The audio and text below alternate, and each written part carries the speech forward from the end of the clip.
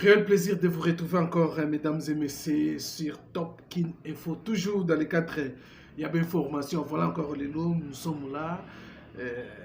Grâce à la magie et à la technologie, voilà, nous ouvrons l'essentiel de l'actualité sur la situation qui se prévoit en République démocratique du Congo, la situation de l'Est de la République démocratique du Congo. J'allais dire que les Ouazalendo, les patriotes congolais déterminés à instaurer la paix dans la partie Est de la République démocratique du Congo et les avancées petit à petit avec des stratégies ébellées. Les Ouazalendo avancent et les Ouazalendo commencent à neutraliser les M23 RDF. Certaines pensent comment les Ouazalendo bazu force et outi wapi. Force et outi wapi. Les amasolo tobeta confusion autour de la force sous-région EAC, la République démocratique du Congo et les Ouazalendo. Confusion totale. Après évaluation, il y a présence. Évaluation, il y a situation. Il y a la République démocratique du Congo. Oyo EAC Sali. Bango va conclure qu'il faut prolonger. La prolongation, il y a délai là dans la République démocratique du Congo jusqu'à ce que la paix s'installe. Le gouvernement contredit à Bifo le 8 décembre de cette année 2023 que la force régionale doit quitter la République démocratique du Congo. Pas question, il y a pour prolonger encore mandat na bango. Total côté les Ouazalendo, les forces autodéfense, les patriotes congolais, bango va passer 48 heures. La force sous-région va quitter le sol congolais, surtout partie Est de la République démocratique du Congo, parce qu'ils ont échoué. Ils ont échoué. Voilà la confusion. Autour, il y a situation, il y a République démocratique du Congo, confusion autour, il y a autorité, il y a les EAC, et puis il y a un groupe et autodéfense. Bien que la République démocratique du Congo vienne d'interdire de mettre en garde les Awalendo dans la position, il faut respecter la loi Mboka, respecter les hiérarchies. Voilà, mesdames et messieurs, nous allons en parler. Je crois qu'il y a une côte directement dans il y a ces confusions totales sur la position de la République démocratique du Congo face il y a EAC, la force régionale, il y a EAC et les forces autodéfense patriotes, les Ouazalendo. Voilà, mesdames et messieurs, nous allons en parler. Martin Fayoul continue toujours campagne, tournée et à redynamisation. Il y a parti et cité à niveau, il y a Bandundukuna, Oyo Azako Senga, va lancer aussi campagne de sensibilisation pour contribuer pour que les Martin Fayoul abattre campagne en novembre $1 pour contribuer dans la campagne. Il y a Martin Fayoul. Voilà, mesdames et messieurs, nous allons parler. Tokolobela aussi, la situation Oyo Eleki na province de ville à Kinshasa, l'Assemblée provinciale à Kinshasa, une motion de défiance contre le gouverneur à ville Jantini Ngobilambaka Oyo, une motion et Salamaki, mais cette motion n'a pas passé, sauvée par les députés provinciaux, faute Yanini Bokolandayango au cours de l'essentiel de l'actualité. Voilà, mesdames et messieurs.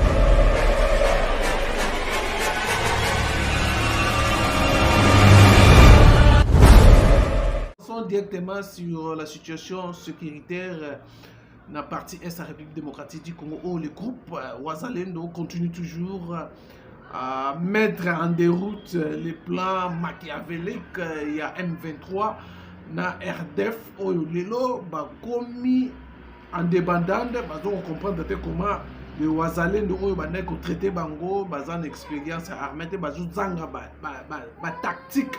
Il y a guerre.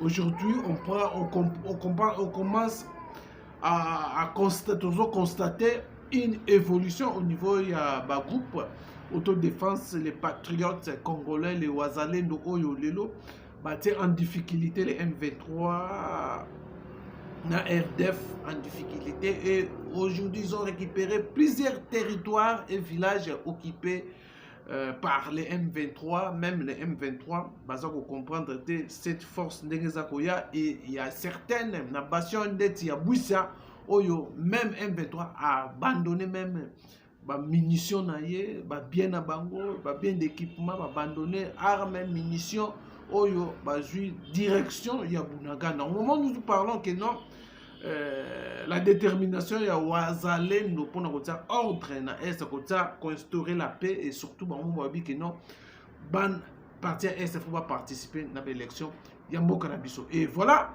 ce qui s'est passé. Je crois que confusion de Nalobaki par rapport il y a les actions, il y a patriotes, les Wazalendo contre RDF bar M23 Oyo. Il faut se découdre pour instaurer l'État, pour instaurer un peu la paix dans la partie est de la République démocratique du Congo. Et voilà, aujourd'hui, les avancées significatives, il y a Wazalendo, déterminé pour nous mettre fin. Mais, question est déranger quand même le gouvernement congolais. Il y a non, les Wazalendo donnent 48 heures na RDF M23 va quitter les sols congolais, surtout partie est la République démocratique du Congo. Ils ont échoué.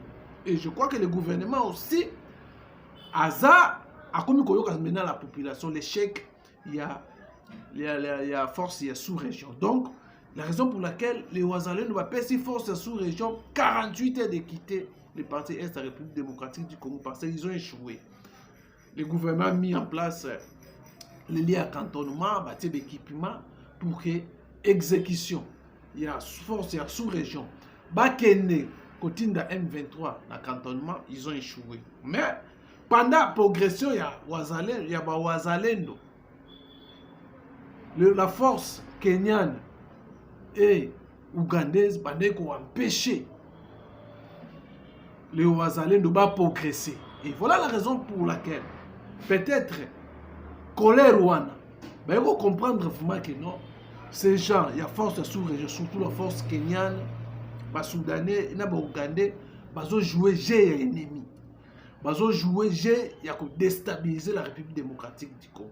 Et voilà, Pessi Bango 48 va quitter.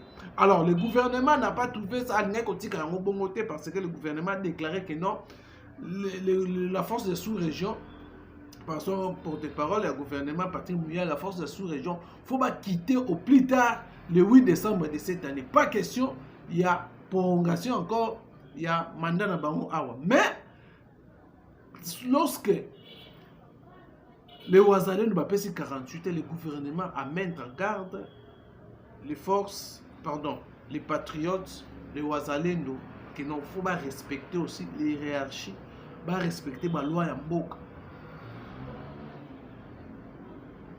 Bien que Bazo ait participé pour la paix en République démocratique du Congo, mais ils doivent se conformer à la loi en Mboka. Le gouvernement a décidé le 8 décembre, la force sous-région, il faut pas qu'elle bon, on va précipiter, on peut ça encore 48 heures. Voilà la raison pour laquelle j'ai évoqué ici l'exemple par rapport à leur progression, la Fonkuna, Oyo, la force kenyane et ougandaise, on bloqué. Progression, il y a groupe, il y a Wazalendo pour défendre les sols congolais. Voilà, les 48 heures boycottés par le gouvernement en place. Le gouvernement, nous doit respecter ma clause, doit respecter les documents officiels. Oyo, que le gouvernement n'a pas question, il y a la sous mais ce qui est étonnant, après évaluation, il y a EAC. EAC va juger, vu la situation en République démocratique du Congo, il faut prolonger encore mandat na bango. On va prolonger, c'est encore prolonger. Selon bango ba moni que non, bazo travailler bien, bazo sala musala bien, bazo ko freiner, bazo sala musala donc bazo ko freiner donc bazo ko arrêter hémorragie, il y a guerre en République à partie est, il y a République démocratique du Congo et pour na bango ba que non, basant dans les bons, il faut prolonger encore jusqu'à ce que la paix soit établie en République démocratique du Congo. C'est pas sur ba monique ba constater que paix continue ba koki kokende, mais pour le moment ba bi ba koki kokende non tant que la paix est acte. Mais contrairement à la réalité sur terrain, la force sous-région bazo sale loko. Et la partie au Batia qui sont tampon. C'est maintenant que les M23 bazoya wana bazo s'échanger, baza l'aise, bazo prélever ba taxi, ba mituke les kabo mais faire de ça ko ça ma colonie konate. Voilà place EPC moi ils ont confirmé que non, ils ont accompli avec les M23 et RDF. Ils ont un plan Moussoussou contre la République démocratique du Congo. Et voilà le gouvernement ayant compris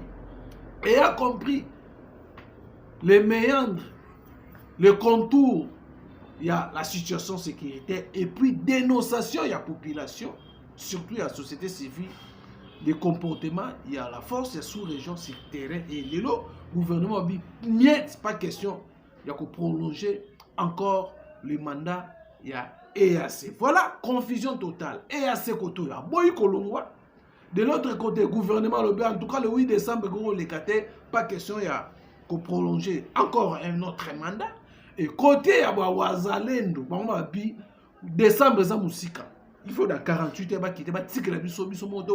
prendre notre destin en main, pour bouter l'ennemi à Congo à l'extérieur pour que les choses et ça. Et voilà, progression, ils ont récupéré, comme on a dit, quelques matériels, il y a armée, les M23, RDF, ils pressionne l'équipe, les bateaux comment les Wazalendo va changer tactique.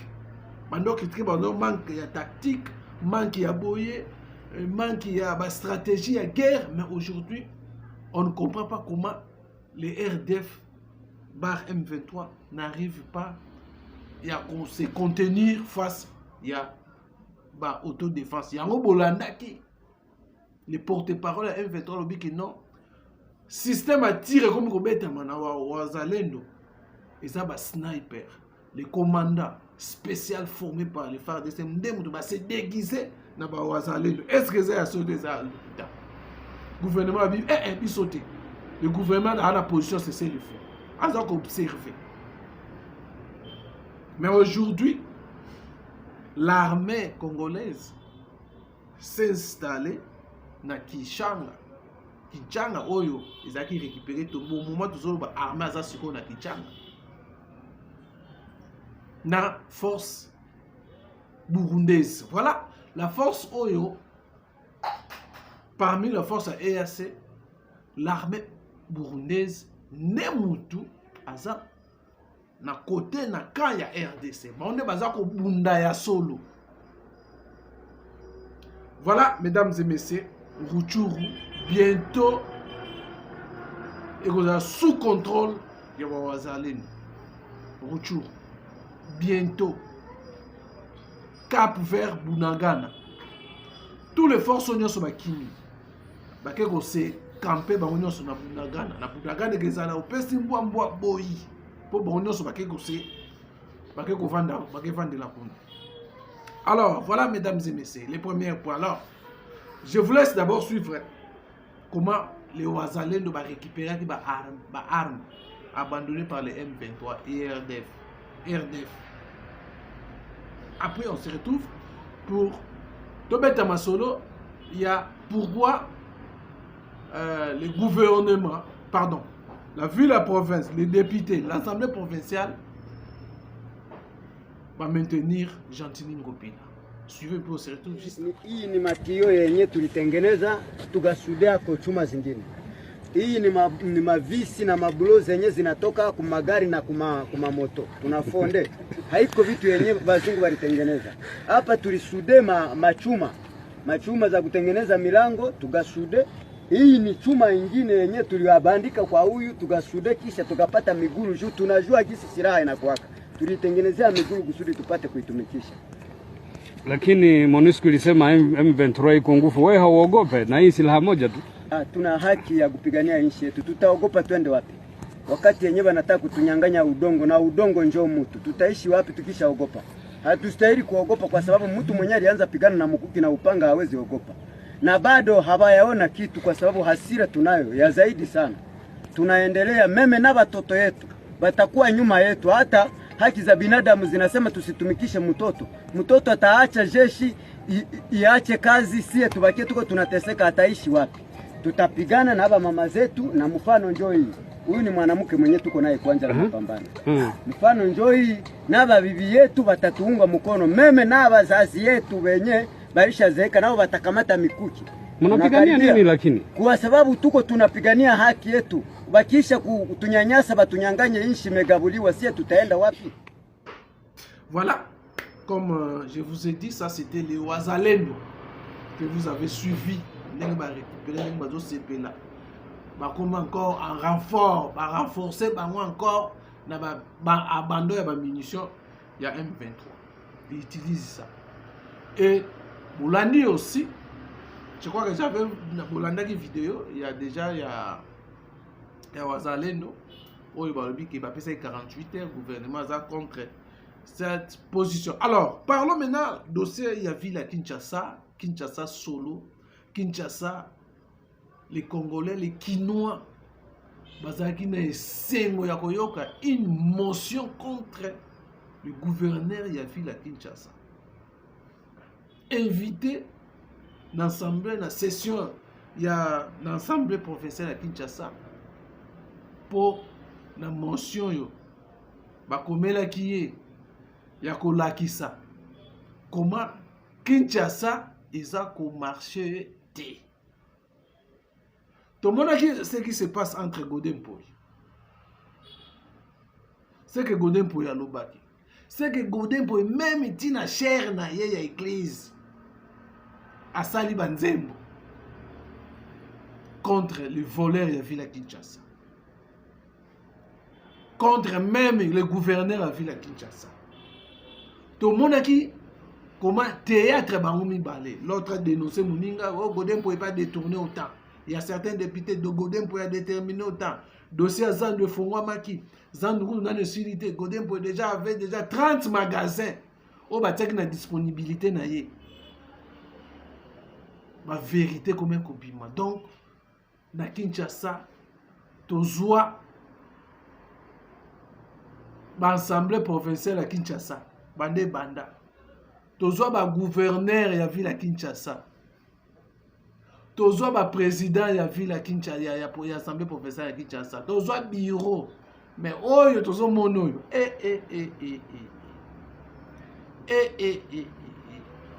Yango ba kino faut sanctionner tous les députés. Je dis tous les députés de l'Assemblée provinciale à Kinshasa. Théâtre sur théâtre. Mais je dis pas, bon, il y a aussi une exception, par exemple, 5, 16, comme on a dit, ça va comme 10 députés, par exemple, comme 10 députés, quand même, peut-être, beaucoup de chance. Le reste, la majorité, il faut pas la sanctionner. Vu la Kinshasa, Sony. Kinshasa salité, Kinshasa poubelle, mort impossible, salité c'est ma mère. Je préfère protéger le gouverneur. Godempoy, malgré, beaucoup ont critiqué, mais un mot conscient, c'est maintenant qu'on songe, non, Kinshasa ça ne va pas. Banyongo ya Kinshasa suit. Malgré gouverneur, Awangani Makambouana Nyos. Et alors, il a traduit ça 50 millions de dollars. Il y a 150 millions de dollars dans la banque, dans la justice. Donc, 150 millions où tu es, puis la banque n'y est pas là. Il y a banquier. Autant comme on était. Abinanga, vraiment, pour faire une telle déclaration, il faut être une ordure de salopard. Une ordure de salopard. Et un enfoiré de sorcier. Parce que ce n'est pas non. Mais toquer la justice. Voilà. Toquer la justice. Oh, na refundaye. Alex Abisso place l'île Baningwane, il y a 150 millions, il y a dollars. Et puis, bilo ba journaliste Ning Bozalia. Nasina Abisso qui va député, il y a assemblée provinciale, ba kende, là, c'est la commission, ba kende, ba tuna, ba banque, non, soit qui ça, ba l'élection, nyongo, biso, toza nango. Et puis, bino, puis ba journaliste, bo sa l'enquête, bo kende. Et ça vient bino, bo kende tuna. Donc, kolo ba makamba lo kuta ya modèle wana sukoyo. Et lo nini, ako, malam. Donc, tout songe pour ternir notre image de marque, pour saboter notre action, bada ko fonder makambo ndenge na ndenge. Et ça m'a mingi menzamba limsa. Mais les banques ont interdit la ville à Kinshasa pas qu'il encore n'a pas prêt dans la banque. Voilà, mesdames et messieurs, ce qui se passe. La honte. L'Assemblée provinciale, il y a honte. Il y a la raison pour laquelle le chef d'État avait dit la dame qui est à Lualaba a sa référence dans ma province surtout. Ma réalisation d'ailleurs, on peut les traiter de tous les mots. Mais ma réalisation d'ailleurs a comme exemplaire, il y a un gouverneur, il y a ma province union. Une femme battante.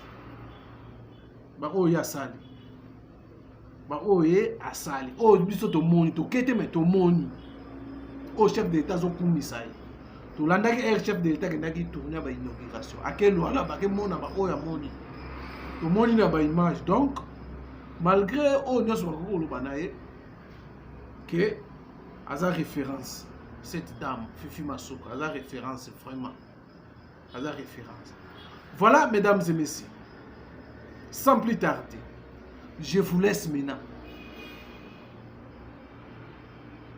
le vice-président de l'Assemblée provinciale a expliqué pourquoi la motion de défiance contre le gouverneur ville de Kinshasa est rejetée. Et puis on se retrouve juste après. Et dans le consiste, la mission consiste, comment il relève la mission à féliciter motion. Pour la collaborateur, la relève la mission qui va aller au travail par la case et au canal, parce qu'il va avoir pour la collaborateur, d'ailleurs, il va avoir son groupe qui Vatikana liko kuelaborer notion de Dieu liko za destinataire d'amour. Alors il va avec les choses sur le qui n'a pas salon. Dès la ciment, il y a contestation à Mamo. On aura le fait équilibre à ce qui va la notion essentielle pour la conserver tant que c'était notion de Dieu soir, étant donné que sur cette signature, ce qui veut dire pour la signature du administrateur, dès que l'administrateur selon les devoirs intérieurs de la mission, il oublie un dixième, il y a la députée de l'Assemblée provinciale. Un dixième des années pratiquement 5, parce que l'Assemblée provinciale de Kinshasa les a constitués à 48 députés de population.